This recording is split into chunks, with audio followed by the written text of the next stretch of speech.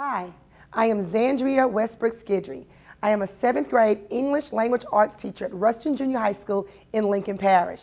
Today you will follow as I facilitate a Learn Zillion lesson. We are reading Written in Bone by Sally M. Walker. It's an informational text. The students have been reading the different chapters and connecting the ideas to come up with the central idea of the book. Today, the students will jigsaw read Chapter 7 of Written in Bone. They will then summarize each section and then go back to their home groups in order to come up with the central idea of that chapter. We will later use those central ideas to write our culminating writing task. That's what we do at the end of the unit. You will see a range of lexile levels in this lesson. I have students ranging from 350 lexile to 1250 lexile, all in one setting. You will see me as I talk one-on-one with students, check on other students more than others, and use other adaptations that we've discussed prior to this lesson in order to make sure that all of my students are successful. 5, 4, 3, 2, 1, let's go! Level up, level up, level up, level up, level up, level up, level up, level up, level up, level up, level up, level up, level up, level up, level up, level up, level up, level up, level up, level up. All this on me so Summarize our text and identify the central idea.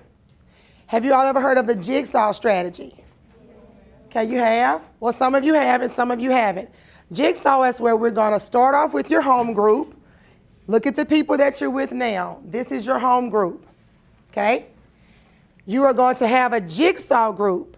So when I ring the bell once, and it's the same groups that we used yesterday for the activity yesterday.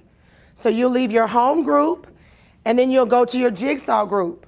When you get to your jigsaw group, you all are going to read a section of Chapter 7 of Written in Bone, okay? So you all need to go ahead and decide now. We have 3 sections: baby, lady, and man. So amongst yourselves, you all choose which section you want to be responsible for. Okay? So do you want to read the baby section, woman section, or the man section? And you all can decide that amongst yourselves. We've been reading Written in Bone by Sally M. Walker and analyzing and evaluating how the author uses text structures to contribute to the development of central ideas of the text.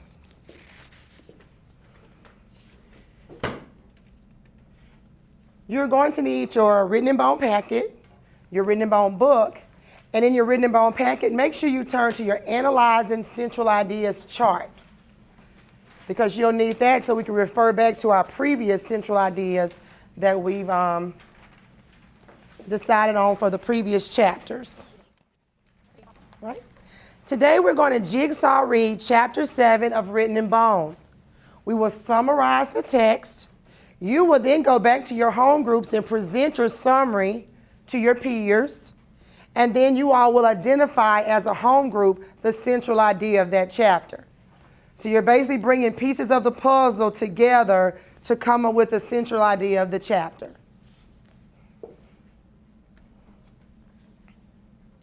You will need your Written in Bone book, and I will pass out your summary handout. Okay? Well, let me get the leaders to pass it out. Aslan and Zach, pass out the summary templates, please. Okay. I put labels on different pods, and those will be the locations. So if you decided on baby in your group, you all need to get up and take your things and move to the baby, the 2 pods that have baby, labeled as baby. If you decided to do lady or woman, you need to move to these 2 pods. Now, if you decided to do man, you need to move to the back pods. Section of Chapter 8. This group will read the lady in the manner of Chapter 7, and then you all will read man of Chapter 7. Okay? So you're responsible for that part of the chapter. That means the rest of your team has not read these other sections. Okay? So you're the person that's going to bring that information back to your home group. All right? Their grade is dependent on you reading this information, analyzing this information, and coming back with a summary to give to your group. Okay? So this is very important. Your role is very important.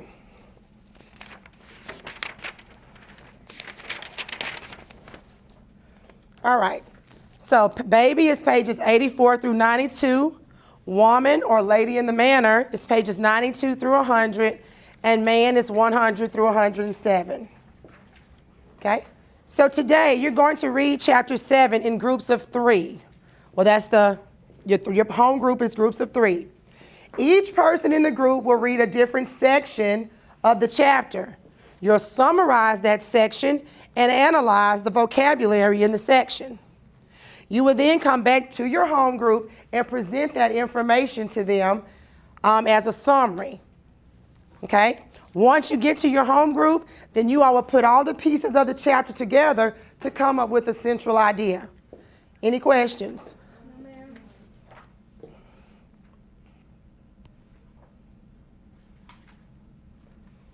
Okay, I'm going to set the timer. Learn Zillion has set this for a 30-minute activity. Okay, so I'm setting the timer now. So you're to read the section and then discuss it and complete the summary handout. Okay, if you have any clarifying questions, just let me know. Just raise your hand. First, try to figure it out amongst your group. And then if you all can't figure it out, then raise your hand. And I'll come over for clarification.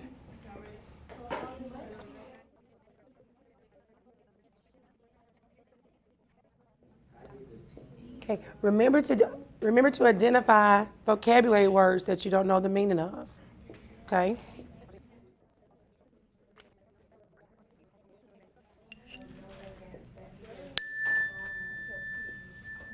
Okay, now that you've finished reading the sections, now I need you to use your summary handout and you all collaborate about what you learned from that section and what information is important enough for you to take back to your home group. Okay? Okay, so you all want to fill out these columns here and put your thoughts together and see what's the most important information from that section. Okay? So who was involved, Aslan, in your section? Miller, Owsley, Rural High. Okay. And the man in the coffin. Okay. All right, Bryce, let's see what's going on. Let's see. So you've got Owsley, Brown Hyde, and what about the lady in the coffin? She was also involved.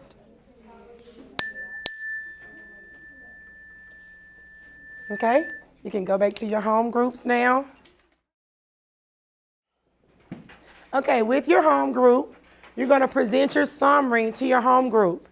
And then together, you all are going to put each section together.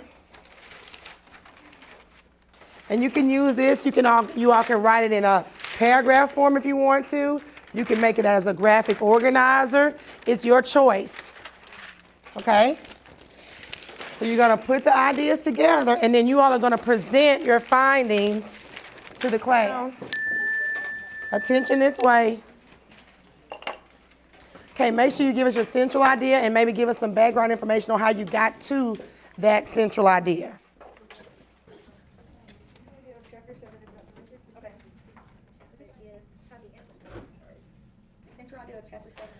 Okay, so let's reflect on our lesson today and how that's going to add to the other chapters that we've read. Okay, remember, the goal is that we're leading up to our culminating writing task on figuring out another central idea that the author developed throughout this chapter, throughout this book. All right, so the central idea that we came up with today was basically, from the consensus of the group, was that the forensic anthropologists found out how the people in the lead coffin lived and made some assumptions on how they died, but we were still left with questions. Now that's a central idea that we can add to the other central ideas that we've built or analyzed throughout this unit. Hi, we're back. You just witnessed a Learn Zillion lesson, written in bone, lesson 25. The students just jigsaw read Chapter 7. They summarized their sections. They took the sections back to their home groups and shared that information. They used that information to create a central idea for that chapter. We will later use that central idea in our culminating writing task at the end of the unit. After assessing the lesson and reflecting on it, I think I probably would have maybe given more of a hands-on approach to the students who are hesitant to speak up in the groups. I noticed that some of the students did not want to participate because it was such larger groups. Next time I do this lesson, I probably would make smaller jigsaw groups, not just 3 big jigsaw groups, because it makes a lot of students shy away because they're not confident with their reading levels. After the teaching segment, the students wrapped up with a summary that they turned in to me. It was independently done. They turned those summaries in, and I was able to assess to see if they understood what happened in Chapter 7.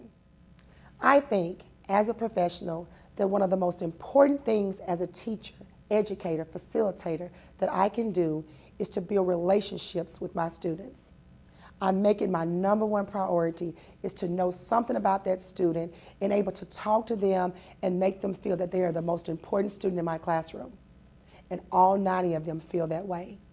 And I pride myself on that. I think that if you can build a relationship with a student, they are more receptive to what you're teaching or what you're educating them on. If they feel like you're with them and you're on their team, students tend to listen to you and want to do better for you and for themselves in your classroom. I owe my success in the classroom to relationships and classroom management. Classroom management is very important. And without those 2 things, you really don't have a foundation to even start off with. That's my professional opinion. All this also level, on another level, elevate your level, level, graduate your level, there's no one on it, nah, eh.